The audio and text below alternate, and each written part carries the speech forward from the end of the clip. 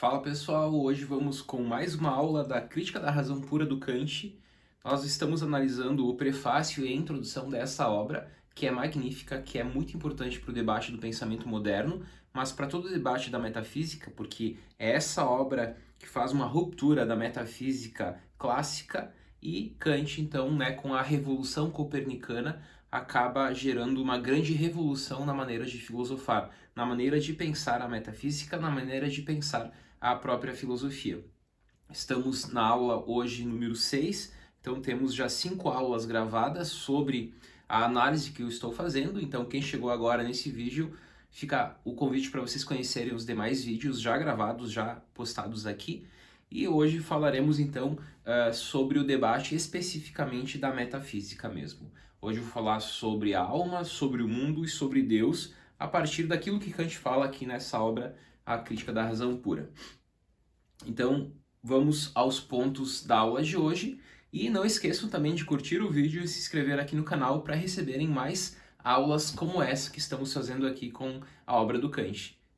Provavelmente, ou melhor, certamente faremos outras aulas como essa de outras obras, então aguardo aí os comentários de vocês no vídeo, sugerindo novas obras, sugerindo novos autores para que eu possa analisar como estou fazendo aqui com a obra do Kant.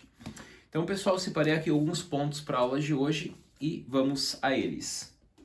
O primeiro ponto que eu vou destacar, a partir do prefácio da introdução, e aqui mencionando diretamente a obra mesmo, são os 3 tipos de silogismos. Então, vamos com muita calma aqui, porque é um debate um tanto quanto difícil, e principalmente quem está chegando agora na filosofia ou no pensamento kantiano acaba sendo um pouco complicado de entender. Mas, com muita calma, a gente consegue sim entender a proposta do Kant. E o Kant fala que há 3 tipos de silogismos. Veremos quais são. Ele fala do silogismo categórico, do silogismo hipotético e do silogismo disjuntivo. Esses são os 3 tipos. Bom, o categórico, diz ele, que é correspondente à ideia psicológica alma. Então, quando Kant fala da alma, ele está falando de um silogismo categórico. Já o hipotético é correspondente à ideia cosmológica. E essa ideia cosmológica trata justamente do mundo como unidade metafísica. Então, o categórico alma, o hipotético o mundo como unidade metafísica. E por fim, o terceiro é o disjuntivo, que é correspondente à ideia teológica e, portanto, Deus. Retomando, categórico alma, hipotético mundo, disjuntivo Deus. Após ele diz: o uso das ideias não é constitutivo, como o tem as categorias, mas o uso regulativo, não alargando o conhecimento dos fenômenos, mas o unificando. Qual o significado disso que ele acabou de mencionar aqui, É que essas ideias metafísicas que nós mencionamos, alma, mundo como unidade metafísica, cosmo, e Deus, não possui um uso constitutivo, como as categorias que nós já vimos possuem, mas possui um uso regulativo. E se ela possui um uso regulativo, ela regula alguma coisa, ela não amplia o conhecimento. Então, as 3 ideias que mencionamos não alargam o conhecimento humano, não alargam o conhecimento dos fenômenos, que é aquilo que o ser humano pode conhecer. Lembrando que o ser humano conhece apenas o mundo fenomênico, e não o mundo numênico. E justamente por isso, o conhecimento desses 3 silogismos não acaba gerando um conhecimento desse mundo fenomênico, mas acaba unificando, como ele diz, E tem uma função central aqui, apesar de não conhecermos os objetos metafísicos, eles possuem sim esse uso regulativo, segundo ele, e não constitutivo, e ele é a base, esse tipo de conhecimento é a base para aquilo que vem depois, que é a crítica da razão prática. Nós estamos na crítica da razão pura, após nós temos a prática, que é onde Kant vai discutir as questões de ética, de moral, por exemplo. E depois, em outras obras, as questões do direito, mas principalmente a questão da ética, que é discutida nessa obra, Crítica da Razão Prática. Próximo tópico que eu vou mencionar, eu vou falar agora um pouquinho sobre ilusão natural, erros e metafísica, sobre esses 3 conceitos a partir do livro do Kant. Diz ele: apesar de já ser denunciada. Essa ilusão não desaparece, pois é uma ilusão natural. Então, por isso mesmo ele fala de ilusão natural, né? Por ser uma ilusão natural, ela não desaparece, mas ela já foi denunciada. Porque nós caímos nesse tipo de ilusão quando queremos conhecer os objetos metafísicos. Mas nós não podemos conhecer esses objetos como nós já vimos. O pensamento humano, na questão do conhecimento, limita-se ao horizonte da experiência. Porém, a própria natureza do homem o faz ir além da experiência.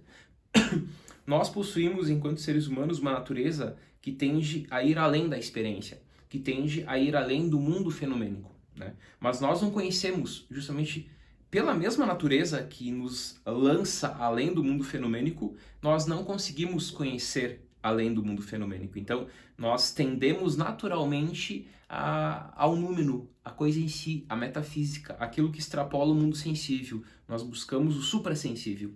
Mas nós não conhecemos ele. Por quê? Porque a nossa capacidade de conhecer é limitada.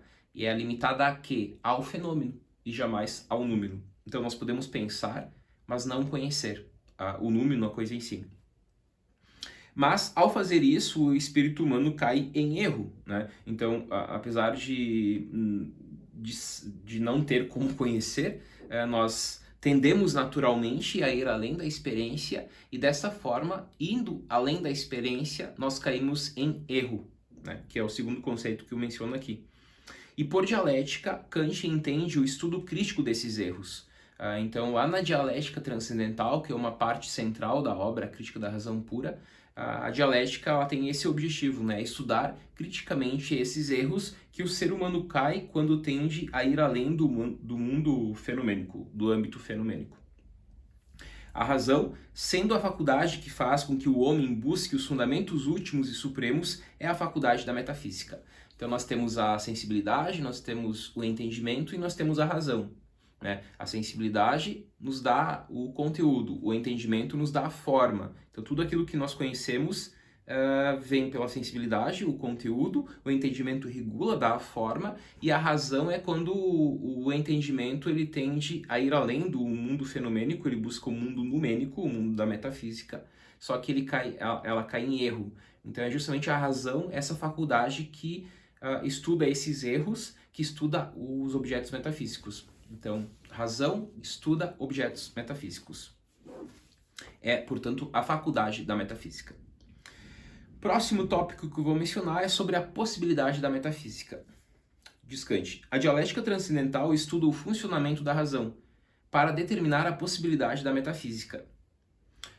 E claro que de início, quando nós estamos lendo o livro, nós não sabemos da impossibilidade da metafísica ou da possibilidade da metafísica, né, ser conhecida. Nós não sabemos se é possível ou não conhecer os objetos metafísicos. Nós vamos descobrir com o andar da obra, com a leitura, né? Mas claro, eu já falei aqui para vocês, né? Então vocês já sabem que é impossível, né? Apesar dela buscar o conhecimento metafísico, nós não conseguimos. E é justamente a dialética transcendental, né, que estuda esse funcionamento da razão, que é essa faculdade da metafísica. E, portanto, ela vai determinar se é possível ou não conhecer a metafísica. A atividade da razão consiste em unificar, mediante o raciocínio, toda a experiência sob algumas ideias fundamentais. Para provar o valor objetivo, transcendente e numênico das ideias, a razão elaborou numerosos argumentos. Mas estes argumentos são todos errôneos e inconcludentes. E aí ele vai falar dos errôneos depois dos inconcludentes, né? São errôneos os argumentos que dizem respeito à alma e a Deus. Então, toda vez que a razão, que é a faculdade da metafísica, ela busca conhecer os objetos metafísicos, ela acaba caindo, né, em argumentos errôneos ou inconcludentes. Errôneos são os que se referem à alma e a Deus. E sobre esses dois tipos de objetos, alma e Deus, que são errôneos, o Kant fala que são paralogismos. Já inconcludentes são os que dizem respeito ao mundo. E aqui ele fala de antinomias. Então, novamente, paralogismos, errôneos, alma e Deus. Antinomias, inconcludentes, mundo.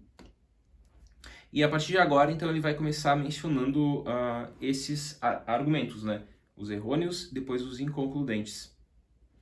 Vamos a eles, então. Aqui, então, eu vou mencionar como um tópico central aqui do nosso debate justamente isso, a partir de agora, né? Alma, mundo e Deus. Então, vamos lá. Eu vou começar pela alma. A primeira ideia é a alma. Cito ele. A psicologia racional visa demonstrar a imortalidade da alma. Os erros transcendentais nos quais a razão cai ao tentar construir tal ciência são denominados de paralogismos. Isso nós já vimos, só ressaltando aqui. O ser humano tem consciência de si como ser pensante, como fenômeno, mas não conhece, então ele tem consciência de si, né? Mas ele não conhece o substrato numênico de si mesmo, ou seja, o seu substrato ontológico, que é justamente a alma. Né? Então a alma é esse substrato numênico, esse substrato ontológico que o ser humano não conhece. Aqui novamente a tese da incognoscibilidade dos objetos metafísicos. Então aqui nós temos um exemplo de paralogismo, segundo Kant. Agora eu vou pro mundo. E aqui eu vou dar o exemplo da antinomia, né? Porque quando ele fala do mundo, ele fala de antinomia. Quando ele fala da alma e de Deus, ele fala de paralogismos. Então vamos ao mundo. A segunda ideia é do cosmo, né? Do mundo como unidade metafísica. A razão, ao querer passar de considerações fenomênicas do mundo para considerações numênicas, acaba caindo em certas antinomias, em que teses e antíteses acabam se anulando. Então, uma antinomia é quando há o choque de uma tese e de uma antítese, e há a anulação desse choque. Então, a tese e a antítese se anulam, ou seja, tu não consegue chegar a uma resposta, tu não consegue demonstrar que a tese está errada ou que a antítese está errada, ambas acabam se anulando. Já veremos melhor quais são elas. Porém, tanto a tese como a antítese são defensáveis em nível de pura razão, e nenhuma pode ser confirmada ou desmentida pela experiência. Por isso que tu acaba caindo em antinomias, né? Porque tanto a tese como a antítese tu defende ambas pela razão, né? Só que tu não pode confirmar ou mesmo desmentir ela via a experiência, via o aspecto sensível. Os argumentos que a razão utiliza para determinar a origem do mundo e a sua natureza são inconcludentes. Por isso mesmo, né, quando ele fala de inconcludentes, é que tu não consegue concluir alguma coisa quando tu tem uma tese e uma antítese que tu confirma pela razão, mas tu não pode negar ou confirmar pela experiência. Existem bons argumentos tanto a favor como contra acerca da tese da origem do mundo né, através do tempo. Então eu vou mencionar aqui quais são eles rapidamente, né, a tese e a antítese. Então aqui eu apenas menciono mesmo, né, e não vou focar em cada um deles, porque senão a gente ficaria o vídeo todo só nesse tópico aqui, porque é bem extenso. Então cito eles para vocês conhecerem. Existem 4 antinomias que correspondem aos seguintes 4 modos: quantidade, qualidade, relação e medida. Nas antinomias, a tese é afirmativa e a antítese nega a tese. Então vamos à primeira. Eu vou citar 4 agora. A primeira é a seguinte. A tese da primeira antinomia diz: o mundo tem um início e, além disso, no que se refere ao espaço, é fechado dentro de limites. Então essa é a tese. Dessa tese nós temos a antítese. Dessa, novamente, primeira antinomia, né? O mundo não tem início nem limites espaciais, mas tanto em relação ao tempo como em relação ao espaço é infinito. A tese fala do mundo fechado, a antítese fala do mundo infinito. Então, como nós vimos, né, pela razão nós conseguimos, né, defender ambas. Agora, pela experiência, nós não temos como confirmar ou desmentir nenhuma nem outra.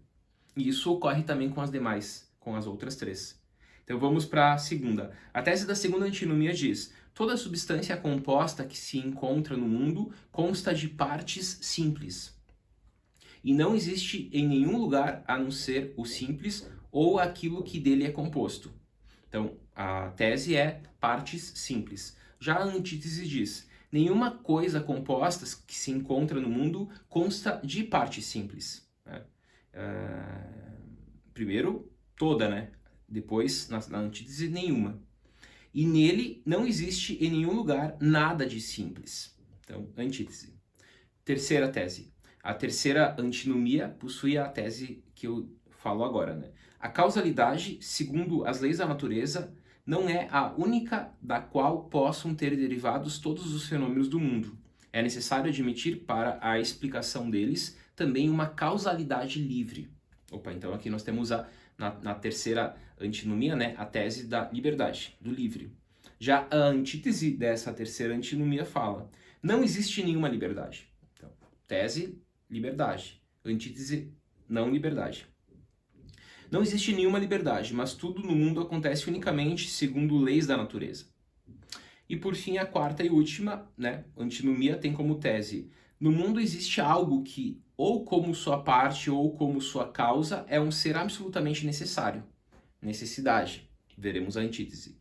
Em nenhum lugar, nem no mundo, nem fora dele, existe um ser absolutamente necessário, causa do próprio mundo. Não existe a necessidade. Então vocês percebem, né, que de um lado vem a tese, de outro a antítese, e elas se anulam, né? Porém, pela experiência, tu não tem como confirmar ou desmentir nenhuma nem outra, logo tu acaba caindo em problemas que são inconcludentes, né? Tu não tem como concluir alguma coisa disso. Por isso que quando ele fala do mundo, ele fala de antinomias, ele fala de argumentos inconcludentes. E quando ele fala de alma e Deus, aí sim ele fala de errôneos. E aí ele trata dos paralogismos. Bom, então esse é o ponto central aqui que ele vai discutir a segunda ideia. E agora eu passo para a terceira e última ideia, que é a ideia de Deus. Os argumentos que a razão utiliza para provar a existência de Deus são errôneos. Então aqui nós sabemos, né, que o objeto aqui, assim como foi para a alma, é de errôneos, né? Essa ideia foi tratada desde a antiguidade e dessa discussão surgiram 3 caminhos que buscam explicar a existência de Deus. E aqui o Kant então fala de 3 formas, né? A prova ontológica, a cosmológica e a via teleológica. Esses são os 3 que ele apresenta.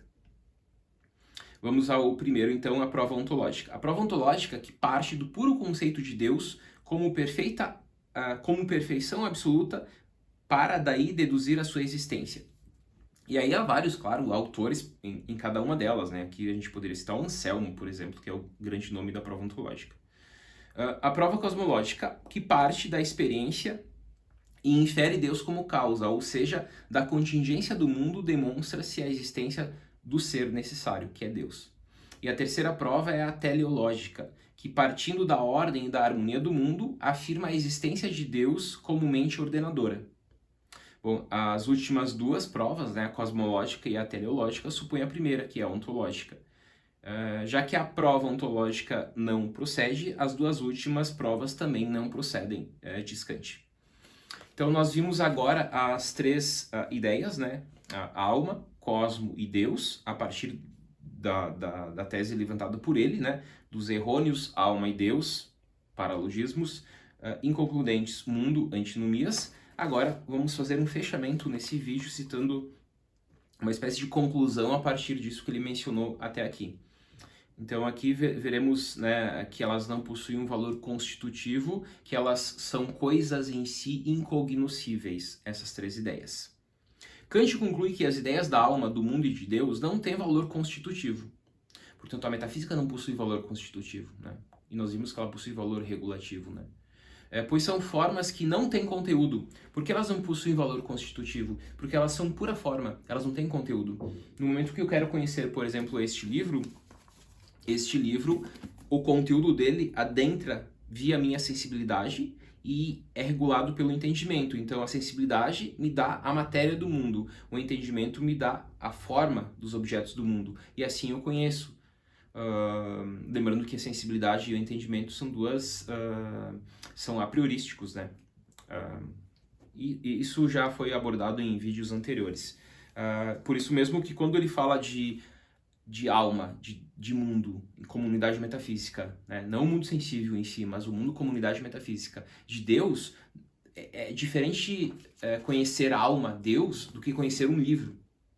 Então nós conhecemos o livro, nós conhecemos os objetos do mundo, porque eles possuem o âmbito fenomênico. Nós conhecemos o fenômeno dessas coisas. Agora não existe fenômeno de Deus, fenômeno do mundo comunidade metafísica, fenômeno da alma, porque é pura forma. Porque porque é metafísica, né? Não é física. É nesse sentido. Então, retomando, né, Kant conclui que as ideias alma, mundo e Deus não têm valor constitutivo, pois são forma que não tem conteúdo.